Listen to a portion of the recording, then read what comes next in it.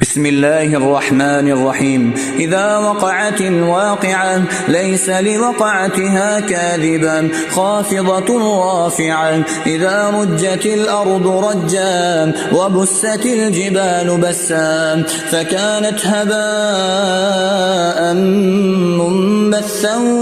وكنتم أزواجا ثلاثا. فأصحاب الميمنة ما أصحاب الميمنة وأصحاب المشأمة ما أصحاب المشأمة والسابقون السابقون أولئك المقربون في جنات النعيم ثلة من الأولين وقليل من الآخرين على سرر موضونة متكئين عليها متقابلين يطوف عليهم ولدان مخلدون بأكواب وأباريق وكأس من معين لا يصدعون عنها ولا ينزفون وفاكهة مما يتخيرون ولحم طير مما يشتهون وحور عين كأمثال اللؤلؤ المكنون جزاء بما كانوا يعملون لا يسمعون فيها لغوا ولا تأثيما إلا قيلا سلاما سلاما. وأصحاب اليمين ما أصحاب اليمين في سدر مخضود وطلح منضود وظل ممدود وماء مسكوب وفاكهة كثيرة لا مقطوعة ولا ممنوعة وفرش مرفوعة إنا أنشأناهن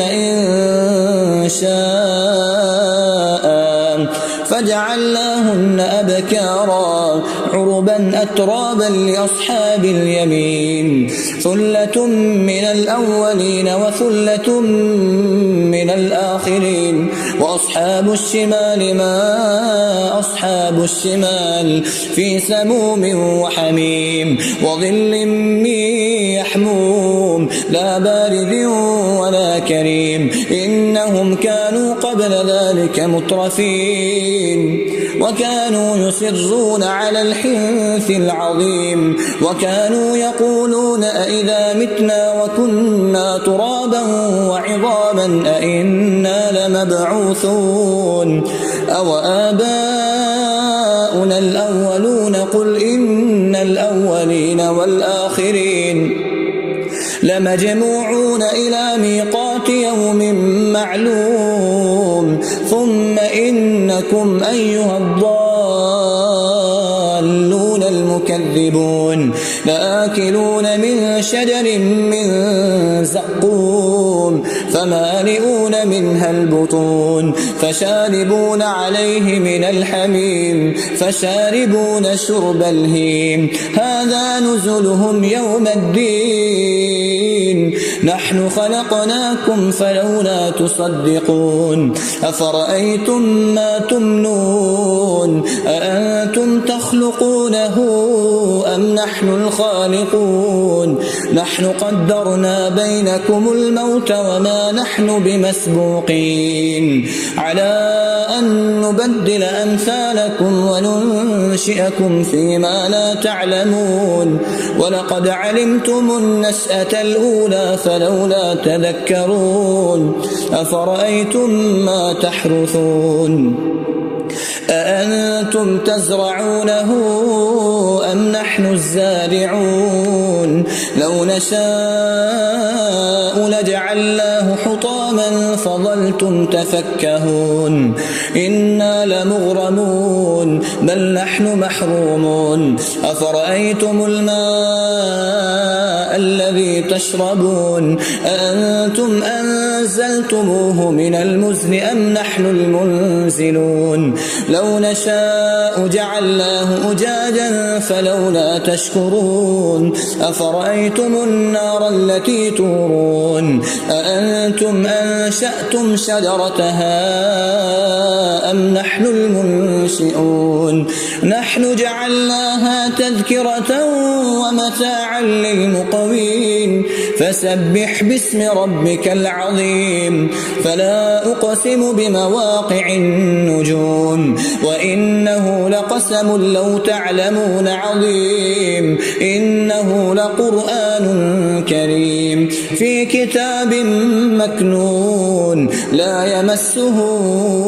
إلا المطهرون تنزيل من رب العالمين